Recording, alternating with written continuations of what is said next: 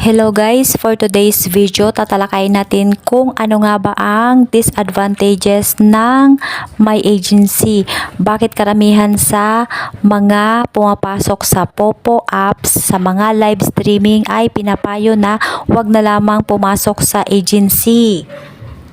Ito nga guys, ayon sa ating pagsasaliksik, ang na-research ka natin ay ang sinasabi nila na napakahirap lumabas sa agency, napakahirap i-release ng agency ang tao nila kapag ikaw ay member na nila. Ibig sabihin guys, mai-stuck ka sa isang agency, hindi ka makakawala sa kanila, pahirapan ika nga. Alam nyo ba kung bakit? Hindi po yan kasalanan ng agency. May mga requirements po si Popo para i-release ang isang tao.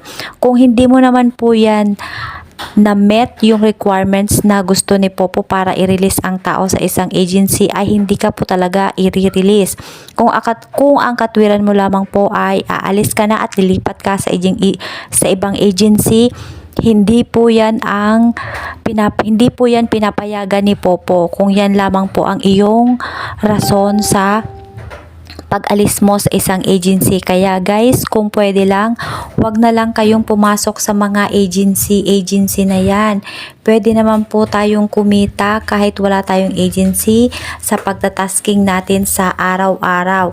Ayan guys, marami naman pong mga mababait pala kaibigan, makipagkaibigan na lang po kayo sa mga ibang host, sa mga ibang agency, o kaya mag-live po tayo. Sa pag-live natin ay magkakaroon din tayo ng mga kaibigan. Ayan guys, pag-aralan po natin yung Popo na apps dahil po dyan marami pong nakakasahod sa paglalaro, pagtatasking, at may mga free coins din po tayong natatanggap kapag tayo ay naglalaro. Yun nga po ay kasabihang give and take lang, sipag, tiyaga.